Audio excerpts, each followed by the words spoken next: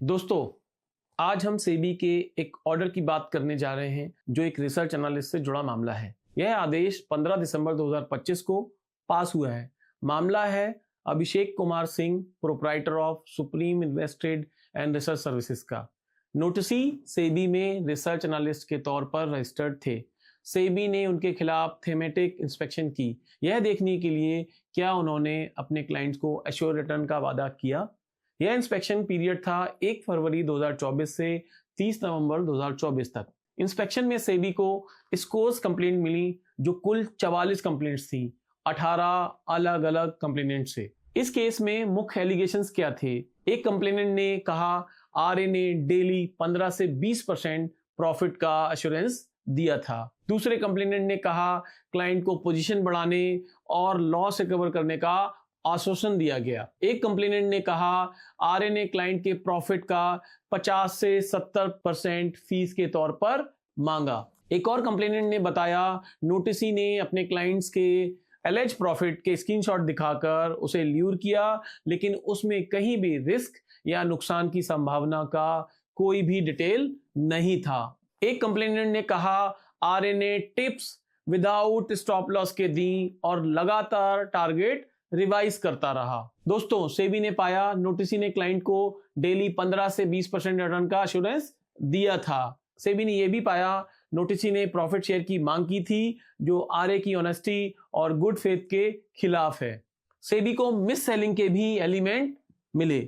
Adjudicating officer ने साफ तौर पे माना नोटिसी ने पीएफयूटीपी रेगुलेशन के रेगुलेशन 3 और रेगुलेशन 4 का वायलेशन किया है और उसने सेबी के सेक्शन 12A, B और C और साथ में रिसर्च एनालिस्ट रेगुलेशन के अंतर्गत 3rd शेड्यूल में दिए गए कोड ऑफ कंडक्ट के क्लॉजेस 1, 2, 7, 8 का भी वायलेशन किया है।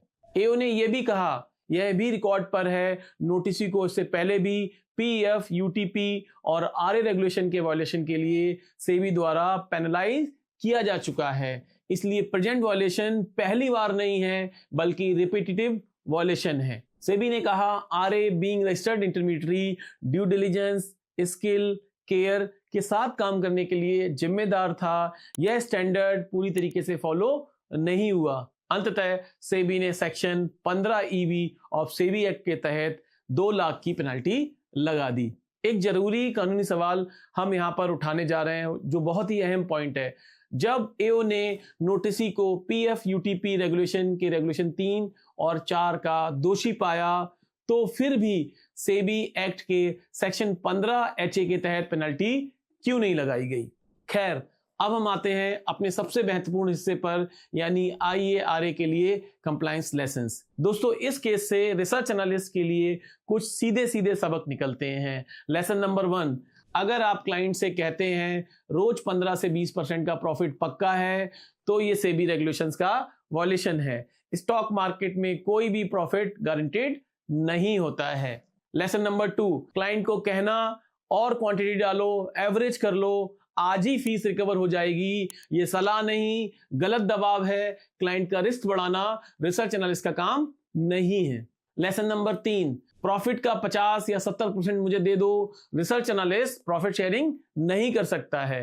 रिसर्च एनालिस्ट की फीस फिक्स होती है, प्रॉफिट से जुड़ी नहीं होती है। लेसन नंबर 4, प्रॉफिट के स्क्रीनशॉट डालना और रिस्क या लॉस की बात ना करना, यह भ्रामक प्रचार है। इससे क्लाइंट मिसलीड होता है और गलत फैसले लेता है। लेसन नंबर 5, स्टॉप लॉस के बिना टिप्स देना और स्टॉप लॉस ना बताना, ये बहुत बड़ी नॉन कंप्लायंस है। स्टॉप लॉस बताना जरूरी है, बार बार टारगेट बदलना भी गलत है। दोस्तों, इस ऑर्डर से सीधा सीधा संदेश है, सेबी ये नहीं देखता है प्रॉफिट हुआ है या नहीं, सेबी ये देखता है कानून का वायलेशन तो नहीं हुआ है, कानून माना गया है या नहीं माना गया है। Guaranteed profit, profit sharing, screenshot का लालच देना और बिना स्टॉप लॉस एडवाइस देना, यह सब रिसर्च नहीं है, रूल का ब्रेक है। कंप्लायंस जरूरी है बॉस, वरना एक्शन तय है। नमस्कार।